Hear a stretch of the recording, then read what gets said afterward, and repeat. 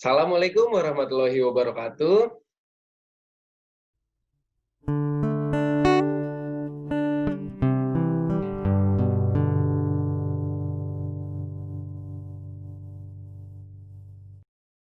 Selamat pagi, siang, sore, atau malam semuanya.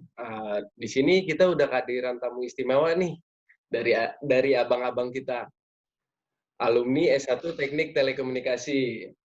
Jadi di sini kita nanti bakal ngobrol-ngobrol bareng, bakal diskusi banyak hal bareng tamu-tamu istimewa kita yang mana udah gak asing lagi sama dunia pertelekomunikasian mungkin ya Bang ya? Iya, betul.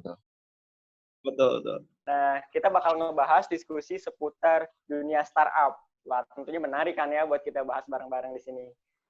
Nah, di sini Bang Yoza dulu mungkin ya. Bagaimana Bang Yoza? Mungkin bisa memperkenalkan diri.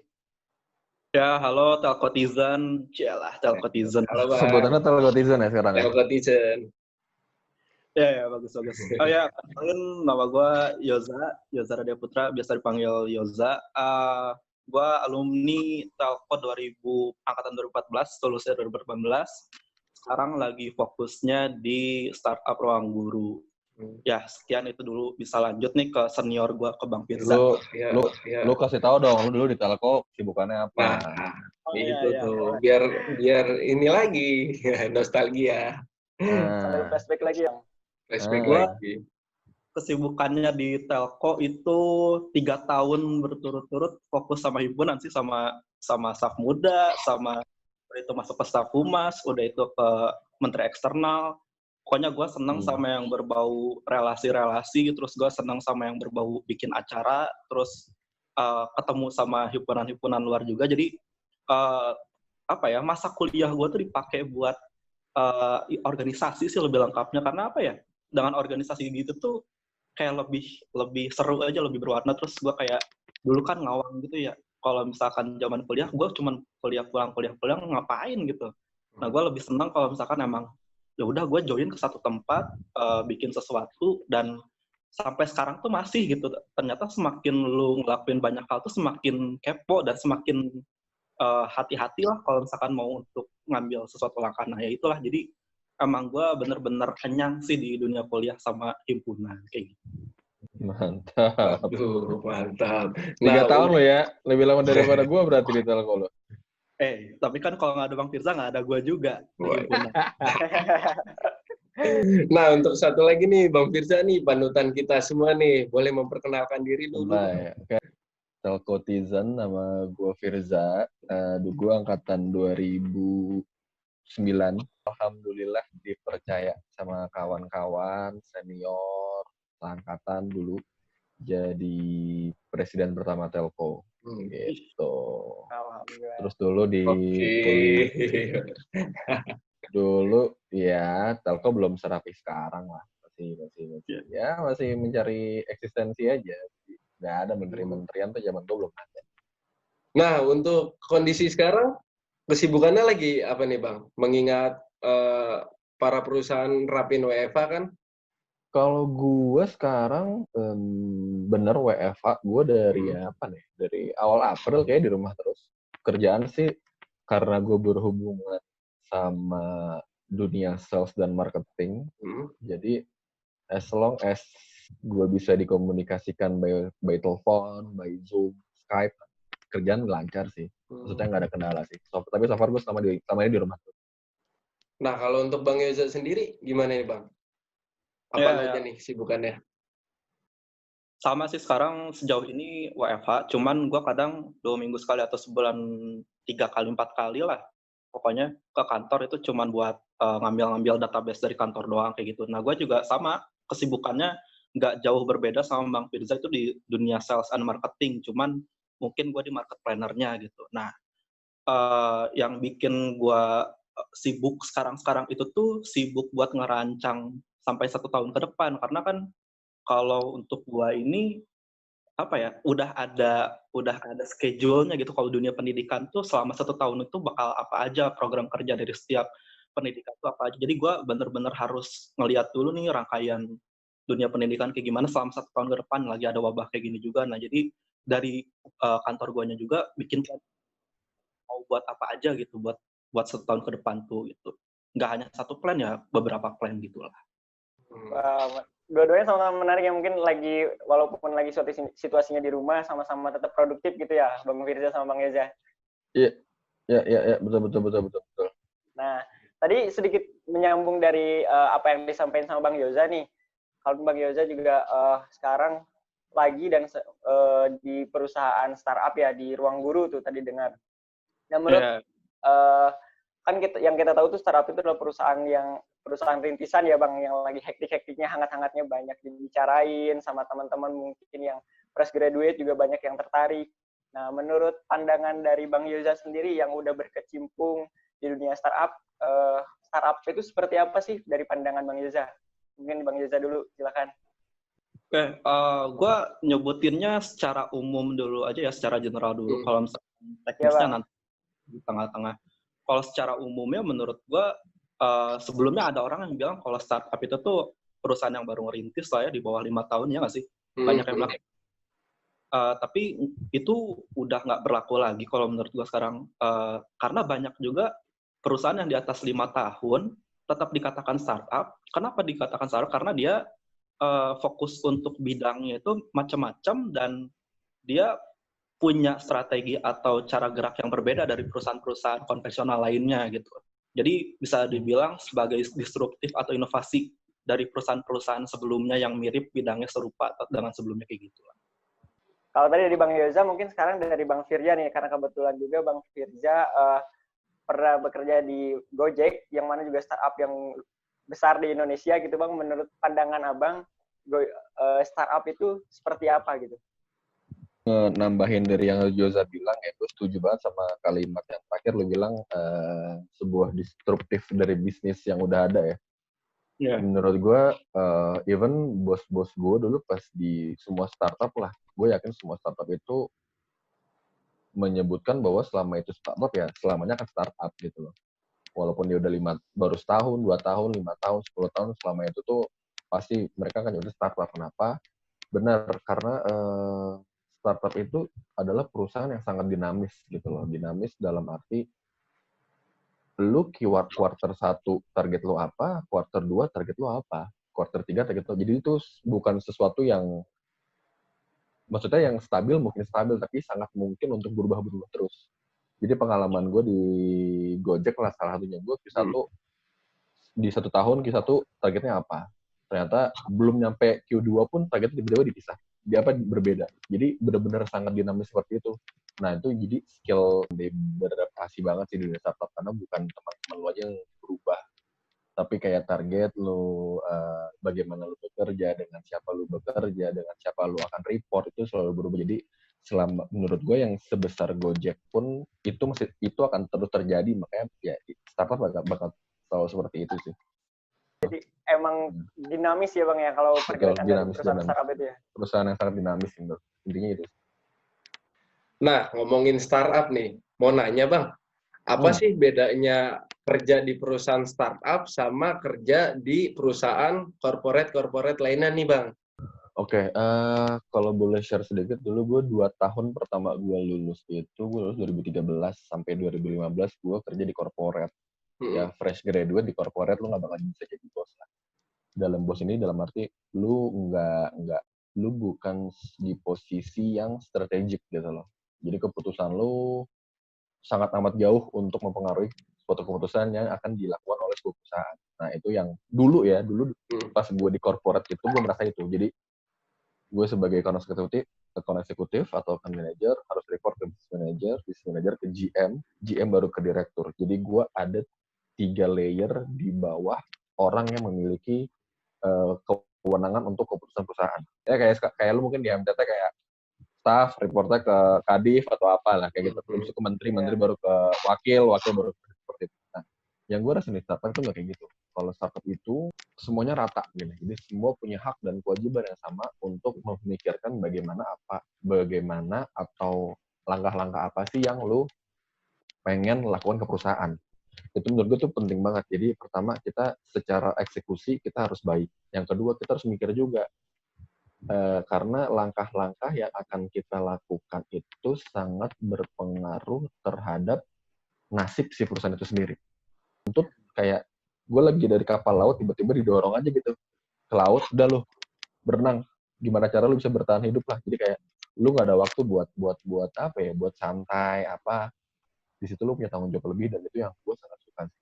Jadi gue jadi banyak kesempatan untuk bertukar pikiran lah sama yang di atas gue, which is itu misalkan ada lulusan Amerika kayak ya mungkin lu pernah dengar kayak lulusan McKinsey, BCG, Accenture, itu perusahaan-perusahaan konsultan kelas kakap lah. Rata-rata lulusan itu tuh yang bikin startup, dan gue punya banyak kesempatan untuk ngobrol sama mereka. Gue tahu pola pikir mereka, gue jadi tahu ternyata orang pintar tuh begini nih pola pikir. Jadi ya itu sih yang menurut gue yang sangat membedakan tuh sih dari sisi hierarkinya antara flat sama yang cukup banyak lapisannya. Dari lu gimana, Yos? Menurut lu, Yos? Itu gue beneran setuju ya, karena ketika gue pertama kali ada di startup tuh, gue langsung keingetan sama bagan organigram zaman-zamannya gue dulu organisasi di SMA atau di kuliah, yang dimana bagan organigram tuh rata-rata garisnya lurus sama ada garis yang putus-putus. Artinya garis lurus itu harus koordinasi, kalau putus-putus itu tuh dia bisa koordinasinya cuma sama orang-orang tertentu. Sedangkan kalau di startup ini tuh gue langsung keingetan, startup kan beda ya sama perusahaan-perusahaan biasa. Terus gue udah dikasih tahu nih sama atasan gue dari awal, kalau misalkan gue ada tanggapan atau misalkan ada ingin berbicara sesuatu atau pengen ngobrolin sesuatu, itu boleh langsung sama orang yang berwenangnya, dengan divisi yang berwenangnya kayak gitu. Nah, Betul. Dengan cara itu tuh dapat keuntungan buat gue pribadi ketika gue butuh belajar banyak, yang sebelumnya gue belajar tuh bisa lama karena harus satu-satu dulu. Kalau sekarang tuh gue belajar bisa secara multitasking yang gue bisa belajar tangkap sesuatu hal dari divisi ini, dari divisi A, dari divisi B, gue juga nangkap sesuatu, divisi C nangkap sesuatu juga. Ketika gue udah mengaplikasikan sesuatu itu tuh jadi lebih cepat dan tahu errornya di mana secara dini gitu. Nah, itu yang gue rasain di startup. Sama menurut gue startupnya paling mendasar tuh perubahan keputusan atau SOP kebijakannya bisa hitungan minggu ya, bukan hitungan semester, bukan hitungan tahun, tapi hitungan minggu ya. Jadi bisa berubah-ubah gitu, Bang? Iya, yang tadi gue bilang di awal sih, sangat dinamis sih. Ya bisa jadi positif, jadi negatif. Misalkan ya, gue tadi dibilang di awal, selama 1 tahun ke depan, gue udah ngerancang planning yang paling bagus mau ngapain aja gitu kan. Nah, minggu depan, atau mungkin 2 hari lagi, itu tuh bisa berubah, harus direvisi. Itu baru planning, belum actionnya. Kayak gitu loh. Makin banyak tuntutan berarti ya Bang ya? Cuma kan, makin banyak tekanan berarti. Analoginya gini, kalau misalkan lu naik mobil jadi penumpang, mobil itu nggak akan tahu mau belok kanan atau kiri, dan nggak tahu juga dia belok kanannya bakal bener-bener curam. Nah, yang lu harus lakukan jadi penumpang adalah jangan kejedot kepalanya ke kaca, itu aja. Harus bisa ngikutin. Nah, cuma ngelihat lingkupnya nih Bang, kebanyakan kan di perusahaan startup itu isinya anak-anak muda nih Bang. Betul, ya kan? betul, yang betul, penuh dengan inovasi buat terobosan-terobosan baru di startupnya. Nah, kalau dari Abang sendiri, apakah sangat membantu gitu dengan seperti kayak HMTT kemarin nih Bang, kan main kunjungan industri ke kantor Gojek. Ngelihat ruangannya, disediain mini bioskop, disediain ruang bermain. Ya, itu ruangan. Ya, lantai 7 ya? Iya. Nah, itu apakah emang sengaja dibuat seperti itu, apa gimana tuh, Bang?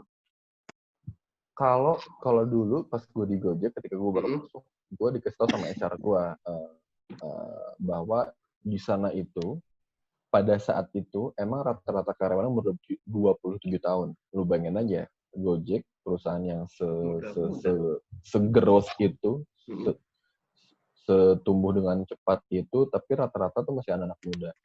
Plusnya itu ya mereka semua masih pada energik lah, dengan visioner, dengan idealis masing-masing itu berkumpul jadi satu. Tapi di sisi negatifnya ya kayak lu kuliah lah. Kalau lu kuliah juga pasti ada gesek-gesekan, walaupun sedikit banyak pasti ada gesek-gesekan atau drama dan sebagainya lah. Nah itu cukup mungkin terjadi sih di startup, dan yang nggak pernah gue temuin selama gue bekerja 2 tahun di korporasi sih. Tapi balik lagi ya, ini pengalaman gue nggak bisa mengeneralisir bahwa semua startup kayak gitu atau semua corporate yang berarti aman sentosa gitu ya Itu balik lagi ke masalah sih. Nah, Dan gue nggak pernah ada masalah. Gue ngerasa ketika gue bekerja di startup tuh gue kayak lagi kuliah dalam arti semua ini seumuran kayak oke, makan siang selera kita sama makan siang. Maksudnya kalau mungkin kayak bapak-bapak atau udah umur 50-60 kan kita nggak enak ya makan siang kayak bareng sama kita, tapi ini umurnya masih pada 20-an. Jadi enak gitu loh. Gue suka dengan nongkrong dengan teman-teman gue adalah ketika kita ngobrol itu kita ngobrolin ide. Ya, betul. Ngobrolin ide. Tuntutan bekerja di startup tuh nggak gampang. Tuntutannya cukup tinggi gitu loh. Makanya ya daripada lu ngobrol mungkin ya lu gibah, julid, apalah. Tapi ya itu juga. Tapi pasti kita ngomongin ide.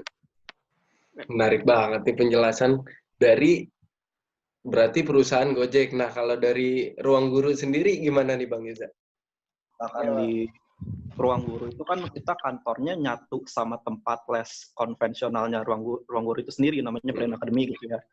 Jadi otomatis tempatnya juga siswa banget lah gitu, untuk anak-anak sekolah banget. Kitanya juga jadi ngikut ngerasain vibes mudanya gitu loh. Jadi di ruang tengah tuh ada tempat bermainnya kayak jadi di tengah-tengah tuh ada meja bundar panjang.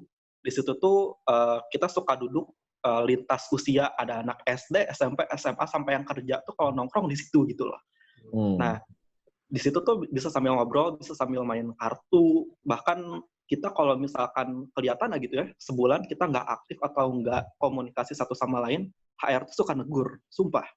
Itu jadi masalah yang sering dibahas lah di Ruang Guru, karena ada beberapa orang yang mungkin dia masih malu-malu atau emang nggak terbiasa untuk berbicara di depan umum kayak gitulah. Nah, terus anak-anak muda di Ruang Guru memang banyak banget, bahkan rata-rata usianya 26 tahun. Itu per tahun kemarin. CEO kita aja, Kak Belvat, itu 29, tahun ini baru 30. Ya. Nah, itu kan angkatan gua tuh. Waduh, itu kan sama. Beda nasib aja, beda nasib. Nah, 5 tahun lagi tuh Bang Firza, ini coffee gramnya naik lagi, kok muncul lagi. Amin. Terus ini, apa namanya, yang paling gua senengin di startup anak muda-muda ini, jadi ada dua hal. Yang pertama itu ketika hari Jumat, karena kebetulan gue Muslim, jadi beres dari Jumatan tuh biasanya kalau kantor ada istirahat jam sampai jam 1 atau sampai jam 1:30 lah ya. Kalau gue itu istirahatnya sampai jam 2, di mana setelah sholat Jumat tuh kita wajib di ruang tengah ngobrol, ngumpul-ngumpul bareng, dan itu tuh kayak nyegerin lagi kita di hari-hari terakhir kerja, kan besok libur gitu ya. Nah, dan itu tuh harus dibahas sama topik-topik yang menarik, nggak boleh topik-topik yang kerjaan atau gimana gitu, itu nggak boleh beneran. Dan itu jadi salah satu langkahnya sih, yang usia-usia 30 ke atas kan ada juga di Ruang Guru ya, yang kepala 3 ke atas, kepala 4 juga ada. Nah, dia jadi tahu apa sih topik perbincangan yang lagi dibahas sama anak-anak muda. Terus kadang dari pembicaraan kayak gitu tuh bisa menghasilkan suatu solusi. Itu sering banget gue ngalamin kayak gitu. Jadi kayak mereka tuh suka nanya, emang lagi apa sih yang lagi booming di anak-anak muda gitu. Terus misalkan kita ngomong A, orang satu A, orang kedua B gitu, sebutin aja.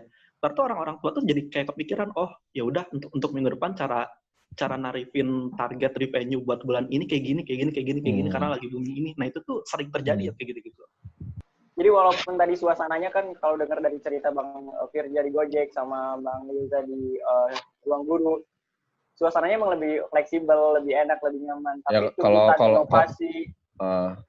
Kalau di Gojek ya, sorry, yang tadi gue lupa jawab, yang suasana di Gojek ya, di Gojek gak ada yang ngalahin sih menurut gue ya, kayak biliar, tempat tidur, dingdong, pingpong. Sekarang kalau buat ibu udah ada daycare, lu mau ngapain ada lah di sana buat santai-santai ya. Di Gojek ya. Wadahin banget gitu ya Bang ya. Iya. Nah tapi di samping itu juga pasti kan tadi butuh inovasi, ide-ide, tetap berorientasi sama tujuan lah ya, sama pasti. Orang-orang harus visioner gitu ya. Nah, betul. Menarik banget sih karena untuk menunjang itu pasti kan dibutuhin skill yang gak biasa gitu. Nah, kalau dari abang-abang sendiri skill yang emang harus dipunyai, harus mumpuni, harus emang diperhatiin buat masuk dunia startup itu apa aja sih skill utamanya gitu? Tergantung dari lu di startup kerja sebagai apa sih menurut gue ya. Karena pengalaman gue dari gue fresh grad, skill gue yang ngecap aja, ngobrol. Jadi mungkin ya, gue merasa gue punya skill ketika gue bertemu dengan orang baru, gue bisa membuat lawan bicara gue itu respect sama gue atau nyaman dengan gue. Karena gue sebagai salesperson, gue punya skill itu. Jadi gue tahu diri lah, gue nggak punya background di bagian data, walaupun gue kuliah di teknik ya, gue kagak ngerti lah detail teknisnya IT gimana, UX, UI, apalagi BI, business intelligence, gue nggak punya begitu. Jadi pas gue di Gojek pun gue sebagai business development yang menjual produknya Gojek. Dulu gue jualnya GoPay sama GoFood. Ya, jadi skill basic itu. Terus yang gue suka dari startup adalah dulu ya, gue nggak tahu sih startup sekarang gimana ya, sih. Mungkin lo bisa koreksi gue. Dulu even sebesar Gojek pun masih membuka kayak, oke, misalkan gue sebagai BD nih, business development atau sales, tapi gue mau pengen tahu di BI, business intelligence, lebih ke data. Dulu masih punya ruang nih untuk kita pindah ke sana, lalu kita dilatih dari nol. Cuma gue nggak tahu sekarang tuh masih ada nggak sih startup yang kayak gitu yang masih mau menerima orang yang dengan gelas kosong untuk diajarin lagi di awal. Karena kan rata-rata sekarang udah pada speed up semua bisnisnya. Jadi memang orang-orang terbaik yang ada di posisi gitu sih. Jadi gue skillnya, dan gue yakin lah kalau selama itu lu punya ketertarikan di sana, ya banyak startup yang bisa menampung yang cocok sama lu sih. Mengeksplor lagi mungkin ya Bang ya. Betul. Kalau dari Bang Yoza gimana Bang Yoza? Oke, gue mau ngebahas dari umum dulu deh. Yang paling umumnya kalau misalkan skill apa yang harus dipunyain sama lu di startup adalah pertama udah disebutin komunikasi tadi sama Bang Firza. Soalnya orang itu awal-awal setiap karyawan di startup atau sebenarnya semua karyawan dimanapun gitu, dia butuh orang yang aktif buat berbicara gitu ya. Apalagi baru ketemu kayak gitu kan. Nah, perbedaannya dengan yang di startup adalah selain bicara, dia juga diperhatiin cara dia ngomong, cara menyampaikan sesuatunya tuh bener nggak sih? Maksudnya dia bisa ngebuktiin hal itu nggak sih? Nah, orang yang mau masuk ke startup tuh dia kayaknya kalau menurut gue pribadi, itu tuh harus punya higher order thinking skill gitu loh. Jadi kayak dia nggak hanya bicara, tapi dia juga menganalisa, dia juga mengevaluasi, dan dia juga mau bikin sesuatu yang tadinya kelihatannya nggak mungkin jadi mungkin, dan itu harus sering dilakukan gitu loh. Hal-hal kecil kayak gitu sih kalau menurut gue. Nah, tapi kalau misalkan udah masuk ke ranah divisi kayak BI, gue juga dulu di kantor sebelum Ruang Guru tuh di vendor gue BI juga, BI developer pakai Tableau desktop aplikasinya. Itu nggak bisa lu dengan gelas kosong langsung masuk begitu aja, itu hampir nggak mungkin kecuali emang punya relasi, sorry gue ngomong kayak gini, atau yang lain-lainnya lah ya, lu paham. Nah, gue aja bisa masuk ke sana itu karena ketika gue lulus dari telco, itu gue ngerasa cuman bisa aplikasi kayak MySQL, Oracle, atau database yang lainnya, atau coding yang lainnya itu baru sedikit, baru cuman Java sama MySQL doang, itu juga masih level rendah gitu. Dan itu aja belum tentu bisa masuk ke perusahaan, belum tentu bisa diterima gitu kan. Nah, jadi kalau misalkan saran gue, harus berani ngambil step langkah yang di luar kerjaan kampus lu gitu. Jadi misalkan biasanya kita belajar apa, kalau misalkan emang lu pengen masuk ke divisi BI developer, harus tahu dulu teorinya kayak gimana, terus cara geraknya kayak gimana, dari tahun ke tahun kayak gimana BI, atau misalkan cara ngoding data scientist yang lainnya, baru lu mungkin bisa ada kemungkinan buat masuk ke perusahaan itu. Ini gue ngutip aja satu, jadi gue tuh pernah wawancara tahun 2018 akhir atau 2019 awal, gue lupa. Itu di Telkom Sigma di BSD. Dan di situ gue ketemu sama HRD, dia bilang, kamu jurusan telekomunikasi ya? Iya. Mau daftar jadi Java programmer? Iya. Bisa Java programmer? Iya, bisa, gue bilang gitu. Udah dites, terus gue nggak tahu nilainya berapa. Dia bilang, kalau boleh tahu apakah Java ini difokuskan di HMTT untuk angkatan kamu sampai ke bawahnya atau dari sebelum-sebelumnya? Gue bilang dengan terbuka, mungkin diajarin tapi cuman fundamentalnya doang, cuman dasarnya doang. dan itu tuh terbilang tidak cukup untuk daftar ke perusahaan gitu. Bahkan yang udah pro Java, menurut kita pro nih di kampus kita, di jurusan kita, udah sepro itu, tapi dia daftar pun masih dibilang biasa aja, standar-standar aja. Jadi lu harus berani ambil step lebih besar kalau menurut gua. Udah ngerti analisanya, ya udah lakuin yang lebih beratnya lagi, kayak gitu kalau menurut gua. Lebih harus banyak terobosan, penasaran lagi ya Bang ya? Iya betul. Karena Apalagi tadi kan intinya nongkrong lu jauhin. Jangan nongkrong situ aja. Gaulnya lu tadi apalagi jauhin.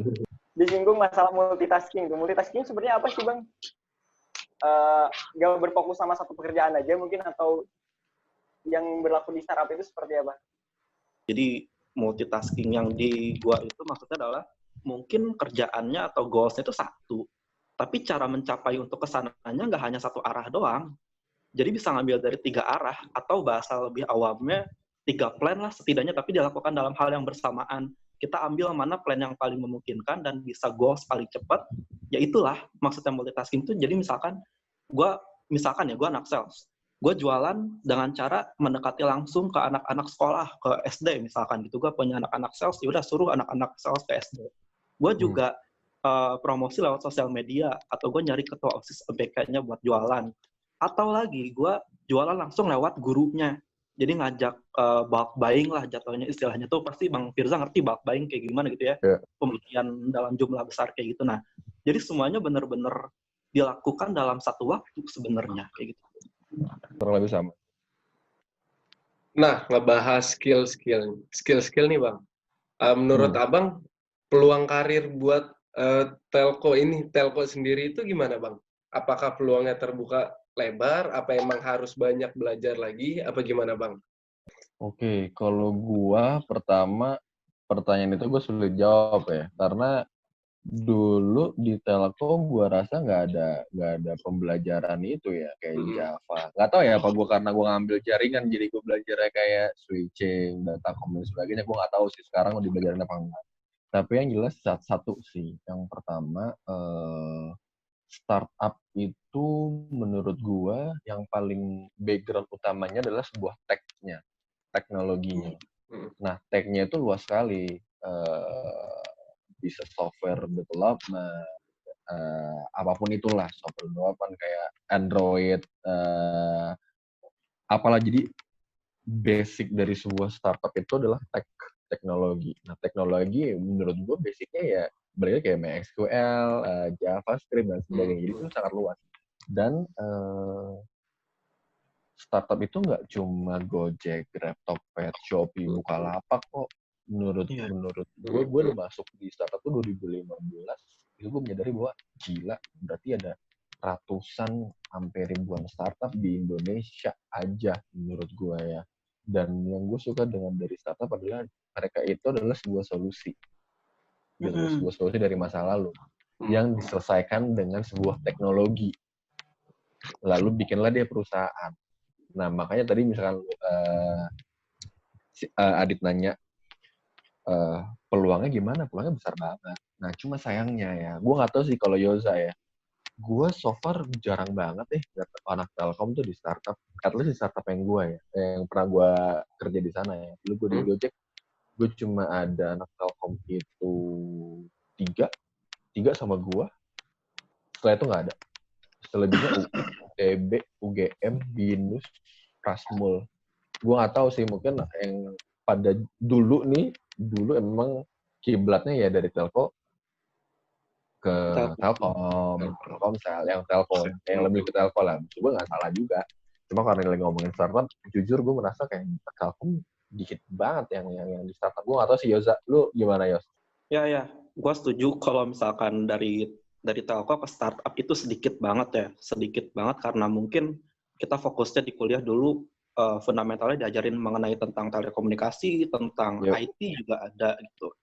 Kalau untuk ke startup itu jarang banget, bahkan gue ketika masuk ruang guru itu gue orang telco pertama gitu ya. Tapi kalau untuk telkom enggak sih, karena ada jurusan-jurusan lain kayak manajemen bisnis, ada jurusan elektro juga, ada jurusan adbis juga, ya kayak gitu-gitu banyak lah kalau untuk yang masalah peradministrasian. Tapi kalau untuk anak telkonya itu sendiri baru gue, dan kalau misalkan gue bisa cerita kenapa gue bisa masuk ke sini, itu sebenarnya bukan karena gue menjual nama kuliah di Telkom atau jurusan telekomunikasi, tidak. Tapi gue paham betul, gue dikasih tahu kalau gue punya pengalaman di dunia marketing itu udah lama gitu. Dan gue punya public speaking juga gitu. Nah, jadi gue berangkat ke startup ini tuh karena hobi dan emang senang bikin sesuatu gitu loh. Nah, terus gue pernah nanya nih ke beberapa orang penting di ruang guru yang sebenarnya gue lumayan dekat sama mereka karena mereka juga masih muda, jadi enak komunikasinya. Ya kan yang paling membedakan kan ya, startup bisa ngobrol sama atasan tuh cepat gitu, asalkan lu tahu etika. Nah, setuju. gue pernah dikasih tahu kalau misalkan case-nya kayak gue atau kayak adik-adik tingkat lainnya, kayak misalkan lu pada nanti, gimana sih kalau misalkan mau masuk startup dan tapi notabene kita tuh bukan ahli di bidang itu kayak gue sekarang kan. Jadi kayak gelarnya apa, tapi kerjanya bidangnya apa gitu. Nah, ada kesempatannya sebenarnya besar juga kalau untuk di ruang guru sebenarnya. Sama di beberapa startup yang mungkin mirip-mirip ruang guru. Gue nggak tahu kalau di tempat lain. Tapi yang paling menantangnya, challenge-nya adalah lu harus berani, atau dalam 3 bulan pertama atau 4 bulan pertama tuh harus berani bikin suatu gebrakan atau solusi yang bagus gitu. Karena namanya juga startup, mereka kan gebrakan dari kantor-kantor konvensional sebelumnya. Begitupun dengan kantor karyawannya.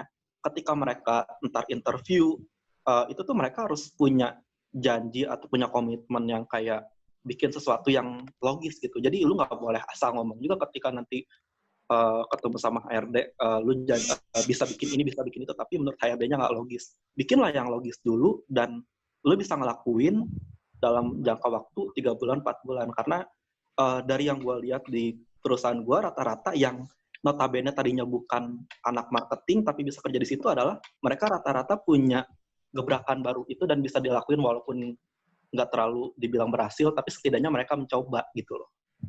Menarik banget ya kalau dari penjelasan dari Bang Firja sama Bang Yoza, mungkin wawasan baru juga buat kita nih yang emang baru mau atau pengen terjun ke dunia startup atau cuma baru tahu. Sekarang kan udah mulai agak kebuka nih pikirannya ya Bang ya. Betul. Nah, tadi menyinggung kan sedikit penjelasan juga dari Bang Firja dan Bang Yoza bahwasanya di startup ini emang beban kerjaannya juga nggak kalah hebatnya gitu kan, nggak kalah besarnya. Nah, untuk soft skill yang bisa menunjang itu semua apa sih Bang? Selain dari hard skill, mungkin kita banyak tadi belajar hal-hal baru yang bikin penasaran, tapi untuk soft skill-nya sendiri nih, yang abang-abang rasakan mungkin selama kuliah bisa diterapkan di sana gitu. Kalau soft skill, mungkin yang gue jelasin tadi lebih ke soft skill kali ya. Karena gue buka-bukaan aja, secara hard skill gue bisa dibilang nihil kali. Gue gak, skill apa yang gue dapat dari telco tuh gak ada. Maksud gue ya ada, tapi gak gue pakai di kerjaan gue. Karena sebagai sales marketing, telco mana ada sih ngajarin kita sales marketing. Paling ada tuh dulu kewirausahaan, tahu sekarang masih ada apa enggak? Ada virus, ada. Masih ada Bang. Nah itu paling itu doang lu gue jualan. Terus pada intinya gini sih, gue mengutip kata-kata siapa ya? Bruce Lee apa yang dia bilang? Ya lu tuh harus jadi air. Ketika air dimasukin ke dalam teko, tuh air bentuknya teko. Ketika air itu dimasukin dalam ember, bentuknya ember. Air itu dimasukin dalam gelas, ya bentuknya gelas. Intinya adalah lu harus bisa beradaptasi dengan siapapun. Nah, menurut gua, skill adaptasi gua, skill gua untuk solve problem di dunia baru gua banyak belajar di kampus sih. Soft skill-nya di kampus, dulu gua juga kepanitiaan, tapi ya menurut gua pengalaman gue sebagai presiden Telco yang mana itu baru banget dalam hidup gua, kayak ya himpunannya baru berdiri, ya gue presiden pertama, berarti itu semuanya baru ya. Nah itu kayak gue banyak dilatih untuk gimana sih ya untuk beradaptasi, untuk problem solving, untuk untuk gimana cara kita bisa punya satu tujuan, kita punya satu tim, yang gimana cara kita bisa bagi-bagi kerjaan, bagi-bagi tugas supaya nggak ada yang sama saling sikut, gimana ya supaya saling respect untuk mencapai tujuan itu.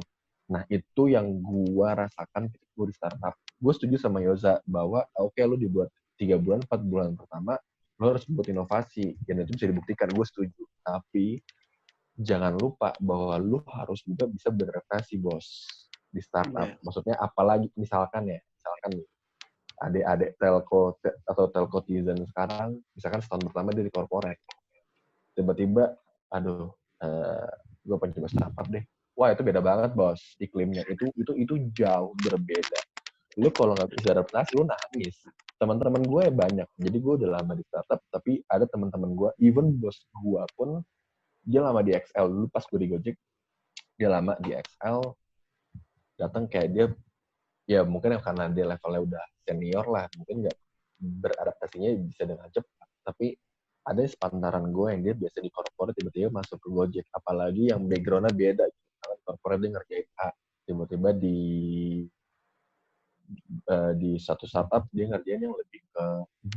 Wah, ada juga yang nangis, stres apa. Jadi kemampuan lu beradaptasi itu jauh lebih penting sih kalau soft skill ya. Beradaptasi dan lu nggak bisa yang kayak idealisme kayak pokoknya gue harus gini, kalau nggak ya gue nggak mau. Wah, itu tetap agak sih tetap menurut gue. Gue nggak tahu sih menurut lu gimana ya. Kalau soft skill. Kemampuan beradaptasi penting banget ya Bang berarti ya. Betul. Karena lu bayangin deh. Mungkin sorry. ada Karena lu tambahin. Karena jujur nih di kantor gue yang sekarang ya. Bos gue itu angkatan 95. Lahiran 95. 96. 5 tahun lebih muda daripada gue. Seumuran gue. Iya. Dan gue mengakui bahwa dia memang kayak dan cewek lagi, she's a good boss gitu loh. Jadi dia leader lah.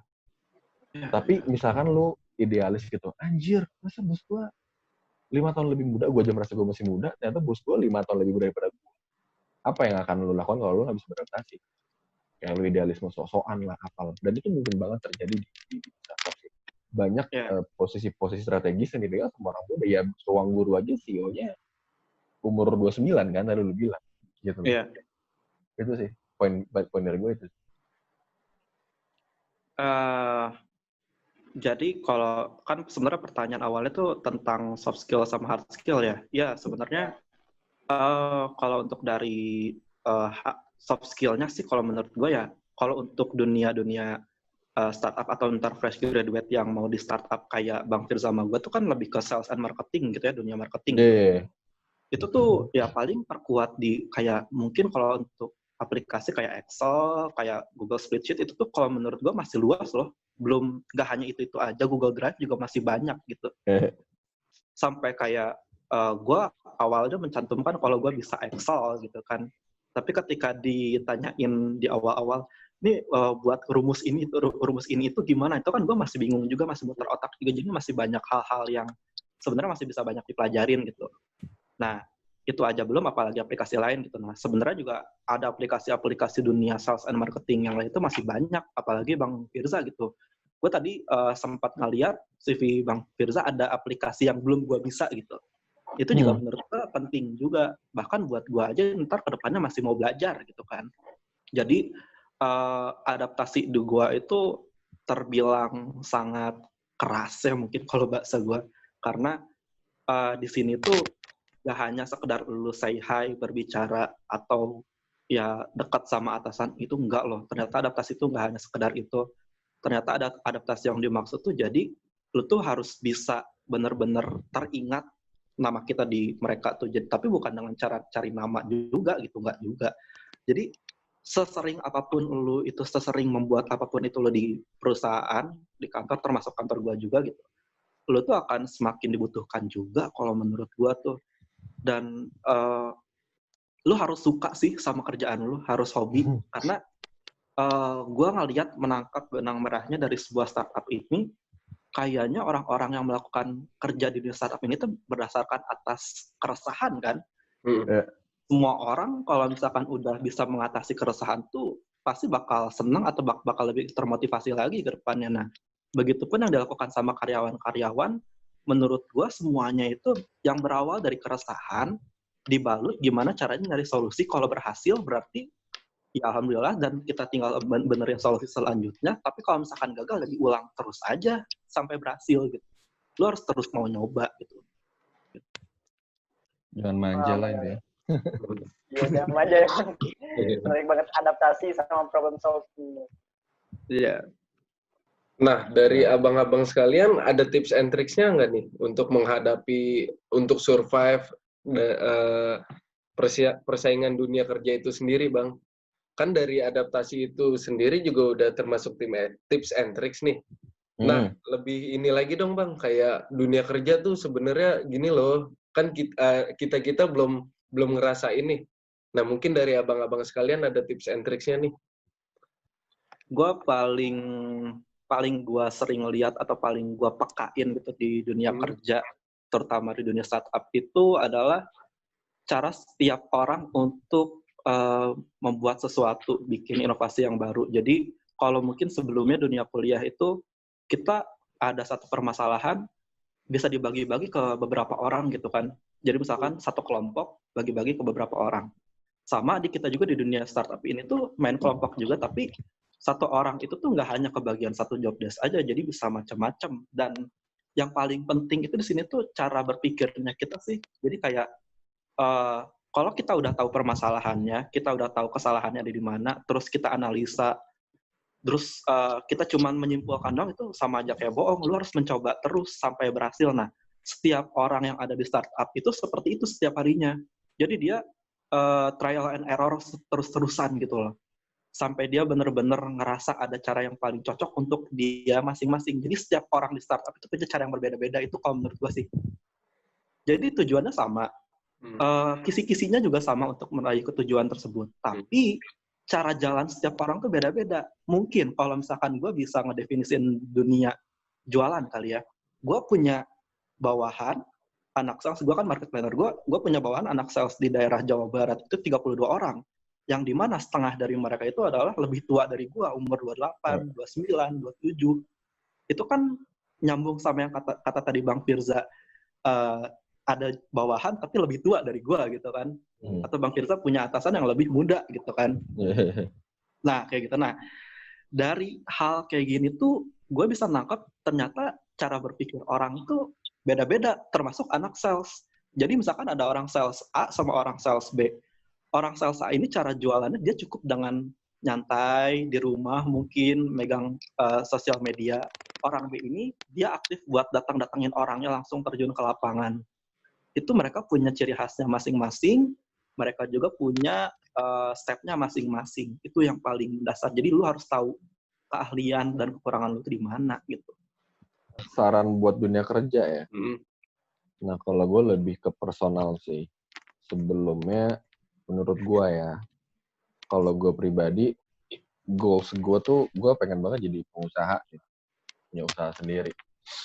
Nah, jadi gue banyak baca-baca buku dan sebagainya lah. Terus adalah, kalau lu pada tahu Jack Ma itu bilang, kalau lu masih usia 20-an ya, lu kerja di perusahaan kecil, tapi lu punya bargain power di sana. Jadi gue agak mengikuti dia tuh. Kenapa gue sebagai startup, dan tadi gue bilang di awal sekali, bahwa ternyata seorang Firza bisa membuat keputusan yang sangat berpengaruh kepada perusahaan di umur yang masih 20-an. Jadi ya mungkin itu yang diartikan oleh si Jack Ma. Kenapa dia nyuruh 20 tahun tuh ya lu kerja di perusahaan kecil aja. Nah gue nangkapnya ya perusahaan kecil ya startup. Jadi lu tentuin dulu nih lu mau kerja. Karena gini, karena ini kita lagi ngomongin topik yang startup ya. Lu pikirin ya kerja di startup ya. Kan gue disuruh ngasih saran kan di dunia kerja kan. Ya gue kasih gambaran loh. Belum ada orang yang pensiun di startup. Nah, lu belum ada pikiran kan, ntar lu pensiun. Siapa yang ngedanain lu? Itu saran gue kalau lu ntar kerja mau di startup. Beda sama di Telkom, BUMN apapun. Dana pensiun udah dijamin perusahaan. Di startup nggak ada. Nah, sekarang lagi zaman pandemi COVID-19. BUMN kan dijamin negara. Negara bisa, oke, PLN lagi nih kita, misalkan gue nyebut PLN, gue ada abang gue di PLN, jadi kayak gue tau lebih. Oke, PLN lagi gini, negara membantu. Nah sekarang startup negara mana peduli bos? Agak ada. Ada berapa banyak startup yang tutup. Jadi kalau gue boleh kasih saran ya, lo coba pikir-pikir lagi di startup dari segala positivity yang tadi gue sama Yoza bilang di awal, negatifnya. Jadi lo kalau startup coba lo pikir-pikir lagi. Nah tapi ketika lo udah di startup, gue merasa lo akan ketagihan. Ketagihan dalam arti nggak tahu ya, kalau di gue itu jarang sekali yang dari startup udah bertahun-tahun di startup pindah ke corporate. Itu jarang. Tapi banyak teman-teman gue, lu dari bank, lu dari PT swasta ini, corporate pindah ke startup. Itu banyak. Gitu loh. Jadi ya balik lagi, saran gue ya lu coba pikir-pikir lagi lah gimana startup positif negatifnya apa, bekerja di corporate positif negatifnya apa ya, dulu dalam jangka waktu yang visioner gitu, yang jauh, nggak cuma kayak ya udahlah apa aja gue terima ya. Kalau emang kayak gitu ya nggak masalah, tapi kalau emang bisa lebih deep down lagi, lu mikir ke depannya itu lebih bagus lagi. Plus kalau misalkan masih lajang lah, lu punya bini, belum punya anak, tinggal masih di rumah orang tua, ya lu bisa lebih liar sih cobainnya. Setelah kayak bener-bener misalkan lu startup kecil atau apa, menurut gue tuh bisa dieksplor. Beda sama gue yang udah punya anak bini gitu. Ya gue nggak mungkin lah gue selihat itu mikirnya ketika gue masih 5 tahun yang lalu di fresh grad gitu lah. Tentu ada pertimbangannya sih, itu sih. Wah, Saran gue ya. Ini yang lebih personal ya. Kalau tadi kan Yosa kan lebih teknikal, gue lebih personal aja. Siapa? Tapi bener Nah, loh itu. lu pikirin nggak Yos? Lu ntar emang bakal pensiun di ruang guru? Emang ruang guru bakal ngasih uang pensiun? Ya. Belum tahu kan? Iya itu dia. Nah, gimana caranya lu memikirkan itu? Mau nggak mau lu, misalkan lu follow ada di Instagram namanya Joska. Ya. Dia yang kalau pernah dengar juga ya, nggak tahu sih anak-anak masih sekarang lu dengar itu apa nggak? Gimana sih cara bisa uang pensiun? Oh ya, dia ada yang lu tuh harus invest emas nih per bulan sekian supaya nanti 40 tahun lagi uang lu bakal sekian dan cukup untuk ya intinya lu pikirin uang masa pensiun sendiri, lu yang mikirin, bukan perusahaan yang mikirin gitu loh. Yes. Itu sih dari gue. Tua banget. Bukan cuma hal positifnya ya Bang Fikri, tapi hal negatifnya. Iya pasti tahu. Pasti. Nah, mungkin ini ada pesan atau harapan nggak buat abang-abang sekalian, buat HMTT khususnya, buat Telkotizen, dari abang-abang pribadi? Ya. Kalau untuk harapan gue dari HMTT sama Telko ya, gue dari HMTT dulu kali ya. Ini gue bukan bermaksud atau bukan karena gue udah kerja atau lebih tua jadi bisa berbicara seperti ini, tapi lebih ke gue juga kan dulu senang gitu ya sama ngelihat track recordnya HMTT seperti apa. Dari atas gue dulu, dari 2012, 13, bahkan gue mengetahui angkatan gue sendiri HMTT-nya seperti apa, terus ngelihat ke atasnya gitu. Yang gue pikirkan pada saat itu adalah, ini tuh mau dibawa kemana ketika kita sudah selesai dari dunia kampus ini atau dunia organisasi ini gitu. Dan di situ tuh gue mikir awalnya, kayaknya gue orang yang pertama yang mikir, kayaknya ini harus dibawa ke dunia ke jenjang yang lebih serius, tapi ternyata bukan gue orang yang pertama memikirkan itu. Bahkan dari orang angkatan Bang Pik sama Bang Firza aja udah mikir itu, cuman belum ada timing yang pasnya karena mereka waktunya nggak selama kita ini yang bisa sampai 3 tahun berkarya di HMTT gitu. Nah, jadi gue punya pendapat dari dulu sampai sekarang tuh masih sama. Kalau misalkan dari tahun-tahun sebelumnya lu udah pernah berhasil bikin acara apa, misalkan acara A gitu ya, lu berarti punya 2 opsi buat ke depannya. Antara lu bikin acara yang baru lagi supaya memperbesar relasi lu atau bikin himpunan lu menghasilkan sesuatu yang positif kayak duit atau relasi atau dan semacamnya gitu ya. Atau misalkan lu tahu juga acara yang tahun sebelumnya itu belum terlalu mewah, belum terlalu berhasil, dan lu kembangin lebih bagus lagi. Jangan terpatok sama kegiatan atau acara yang itu lagi. Lu tuh harus lebih peka sama dunia luar gitu. Jangan hanya yang dikasih tahu sama orang-orang dunia telekomunikasi atau HMTT itu kayak gini. Menurut gue masih luas banget. Gue ngomong kayak gini aja, mungkin pengetahuan gue tentang HMTT ini tuh masih 30% mungkin gitu ya. Nah, lu harus berani buat cari apa yang lu hobiin gitu di HMTT ini. Dan sorry kalau gue ngomong, mungkin kapitalis bisa jadi, liberalis bisa jadi, lu bisa ngambil keuntungan dari segala arah gitu. Apalagi HMTT ini. Kalau gue boleh kasih contoh satu adalah, dulu gue pernah ditentang di HMTT itu ketika gue mau bikin Bina Desa. Karena gue ngelihat kampus-kampus lain kok banyak KKN, sedangkan di kampus kita nggak ada. Bahkan gue sama anak-anak humas itu tuh diomongin dulu, nggak usah sosokan, kata dosennya, duitnya dari mana. Ya akhirnya kan dengan begitu kan kita jadi mikir gimana caranya bisa ada walaupun pertamanya kita biasa-biasa dulu aja tapi kedepannya bisa lebih besar gitu. Dan ya alhamdulillah sampai sekarang walaupun angkatan gue pertama, angkatan selanjutnya nerusin dan lebih besar, bahkan gue juga udah dapat kabar yang tahun ini Bina Desanya mau lebih besar lagi, bahkan sampai nginep dan semacamnya rencananya, dan kampus sudah mengetahui itu. Ambil keuntungannya adalah ini bisa jadi program kerjanya si dekan dan dosen-dosen di Telko kayak gitu. Nah, jadi kalian jangan kepatok sama satu hal aja untuk KMTT-nya. Jadi ambil gali yang lain-lainnya, perbaiki acara-acara sebelumnya, dan lu juga harus lebih peka sama dunia-dunia kerja ke atasnya. Mumpung ke depannya bisa lebih aktif lagi, bisa lebih intens lagi bicara-bicara kayak gini. Kalau untuk dunia telkonya, lu harus untuk telkonya itu sendiri, gue cari jati diri lu sendiri. Jati diri lu itu apakah emang berada di dunia telko atau mungkin di luar telko. Karena kalau misalkan gue pribadi jujur, gue di telko bisa, tapi hati gue itu lebih ke luar telkonya. Makanya gue berada di Ruang Guru ini di startup di market planner karena gue ingin ngembangin apa yang gue hobi gitu. Sebenarnya bisa aja gue di dunia telekomunikasi itu bisa, cuman gue lebih memilih jati diri gue untuk berada di sini dan ketagihan. Ketika Bang Firza tadi bilang, ketika lu udah ada di startup dan lu udah sekali terjerumus tuh pasti walaupun gagal ada kesalahan tuh tetap nagih untuk ngelakuin hal yang lain-lainnya gitu. Gue nggak pernah ada rasa kayak, gue sakit hati apa kok gue cabut aja dari ini, kagak. Kalau misalkan di tempat sebelumnya mungkin iya. Tapi kalau di sini tuh enggak, karena gue kayak membuat sesuatu tapi sambil belajar juga gitu. Itu tuh seru gitu. Dan gue bakal ngelihat opportunities lainnya untuk dunia-dunia startup ke depannya. Itu sih kalau dari gue. Bang Firza gimana? Gimana Bang Firza mungkin? Gila, harapan lu berat banget ya, Yose. Kalau balik lagi tuh harapan-harapan yang lebih dari Yosa kan lebih ke actual pekerjaan. Nah, kalau gue lebih ke personal. Harapan gue satu ya buat kawan-kawan telco. Karena ini kita lagi bahas topik startup ya. Yang tadi gue bilang ya, lu kalau gaul jangan dikit deh.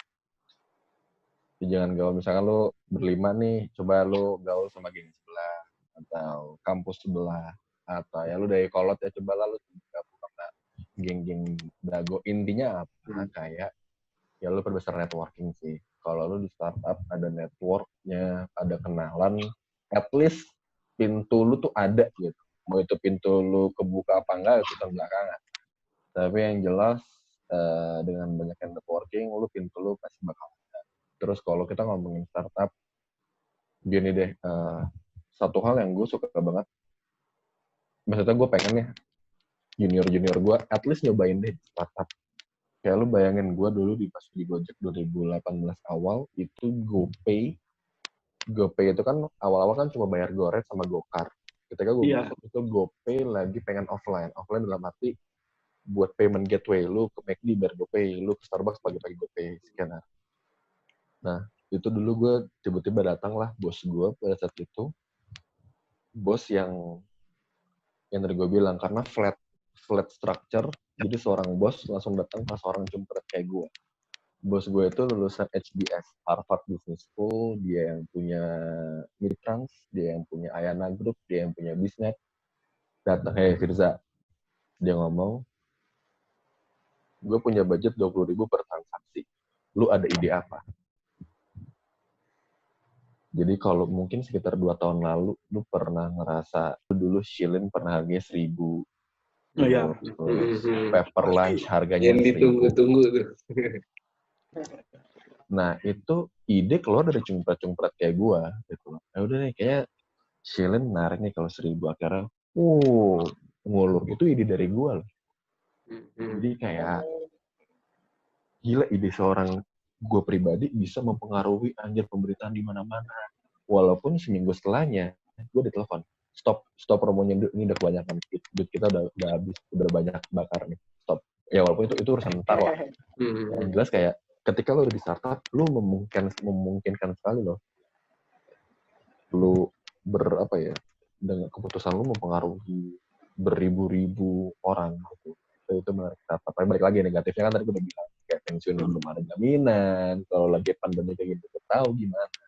Ya lu pikir-pikir lagi lah. Nah harapan gue di Telco itu kayak lu, kalau lu emang pengen di startup, coba deh lu sekarang lebih sering buka id.techinasia.com, dailysocial.id, apa-apa gitu. Itu tentang startup semua. Dan itu dunia startup ya, dialah kayak detik.com-nya dunia kita nih, startupnya ya itu. Tech in Asia. Lu baca-baca deh. Kalau emang pengen startup ya. Nah, satu yang satu statement gue adalah sekarang perusahaan mana di dunia yang bisa bikin Cristiano Ronaldo joget geli-geli begitu? Iya. Iya. CR aja ngepost di Instagram, gue pernah baca-baca kayak 1 M lebih. Apalagi ada satu startup orangnya yang bisa bikin Cristiano Ronaldo joget-joget begitu. Duitnya banyak, bos. Bener. Itu reflect ke gaji sih. Ya lu pikirin aja. Ya Harris return lah. Harris return lu dengan resiko tinggi tapi return lu menurut gue cukup tinggi lah. Cukup lah. Gue nggak tahu sih ini terjadi di semua startup apa enggak. Tapi yang jelas ya dengan resiko yang tinggi lu dapat pendapatan cukup tinggi. Apalagi misalkan lu balik lagi lu masih pajak, belum ada tanggungan, belum ada cicilan, belum ada KPR. Wah itu oke sih menurut gue. Ya bener tuh yang masalah iklan oranye itu, gue ketika pertama kali ngelihat iklan ada Cristiano Ronaldo itu kan yang dalam benak gue adalah, waduh lama banget ini si durasinya gitu. Dari lama durasi kayak gitu kan lu langsung mikir duit ya nggak sih? Langsung tahu, oh ini kayaknya dalamnya begini, kayaknya dalamnya begini. Nah, itu tuh jadi salah satu contoh kalau lu sebagai fresh graduate mau ke startup nantinya, harus udah bisa memetakan hal-hal kecil seperti itu baru contoh doang. Atau kayak misalkan orang-orang, gue yakin lah anak kuliah sama anak-anak sekolahan udah pada tahu ruang guru itu seperti apa gitu. Nah, ruang guru misalkan ya kayak materi pembelajaran sehari-hari kayak gitu kan. Nah, tapi yang orang harus ketahui pekanya adalah jadi di dalam satu digital platform kayak Ruang Guru itu tuh udah ada semua materi satu kurikulum seluruh Indonesia gitu. Itu hal kecil yang sebenarnya tadinya mungkin orang-orang mau belajar beli buku dulu, harus searching ke internet lama kayak gitu. Sedangkan kita pengen ngasih solusinya kayak ya udah satu packaging aplikasi, lu bisa dapat semua kurikulum, tinggal pilih-pilih aja, lu ambil materinya silahkan, dan lu bisa nontonnya dengan waktu sefleksibel mungkin. Lu mau buka kapan aja, mau di kelas, mau nanti malam, mau nanti subuh, mau sambil ngerjain tugas, ya silahkan. Jadi lu harus punya insight yang berbeda dari orang-orang lain. Wah, makasih banyak nih abang-abang semua. Sip. Nggak kerasa udah banyak banget ilmu yang didapat dari obrolan singkat ini. Semoga banyak sahabat-sahabat Telkotizen nih yang terinspirasi dan terbuka pikirannya kan dari obrolan kita ini, khususnya di dunia bisnis atau di dunia perstartupan. Sekali lagi terima kasih banyak buat abang-abang semuanya atas waktu dan ketersediaan buat ngehadirin acara ini. Semoga bisa berbincang kembali di lain kesempatan. Terima kasih. Amin. Ya. Bisa jargon dulu nggak, Bang? Siap. Masih ingat nggak sih? Masih ingat nggak? Masih. Wah. Masih sih, udah lama aja. Pertama terbaik. Udah lama juga ya, karya nostalgia, Bang. Ayo, Bang. Ya, Bang. Siapa nih? Bang Yoza apa? Lu aja udah. Oh iya, udah. Yuk. 1, 2, 3. Telekomunikasi pertama terbaik. Salam telekomunikasi. Terima kasih abang-abang Terima kasih abang-abang semuanya. Sampai ketemu lagi. Bye. Terima kasih, Bang. Assalamualaikum, Bang. Salam.